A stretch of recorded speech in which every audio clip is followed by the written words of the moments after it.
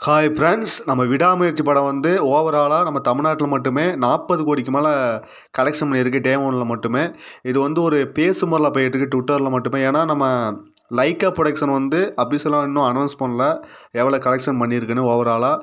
இதுக்கு முன்னாடி பார்த்தீங்கன்னா, நம்ம வலிமை படம் வந்து டிஎன்ல மட்டுமே 28 கோடிக்கு மேல கலெக்ஷன் பண்ணுச்சு. இப்போ நம்ம விடாமுயற்சி படம் வந்து 40 கோடிக்கு மேல கலெக்ஷன் பண்ணியிருக்கு. நம்ம கிங் ஆஃப் ஓப்பனிங்னா சும்மாவா? ஏகே வந்து சரவெடி காட்டிட்டாரு. ஏன்னா, விடாமுயற்சி வந்து ஏற்கனவே சொன்னாங்க. இது ஒரு கன்டென்ட் பேஸ்டு மூவினாலும் ஒரு 40 கோடி வரதெல்லாம் ஒரு பெரிய விஷயம் ஃப்ரெண்ட்ஸ். அது இல்லாம அது வந்து ஏகே சாருக்கு மட்டும் தான் வரும். மற்ற ஹீரோவுக்கு வருமா என்ன கேள்விக்குறி தான்.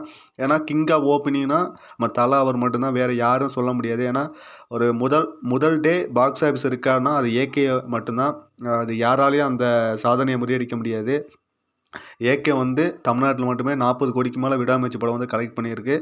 நீங்க வந்து இந்த கலெக்ஷன என்ன நினைக்கிறீங்க? ஏன்னா, நம்ம இதுக்கு முன்னாடி வலிமை படம் வந்து ஓவராலா தமிழ்நாட்டில டே 1 கலெக்ஷன் வந்து 28 கோடிக்கு மேல கலெக்ஷன் பண்ணுச்சு.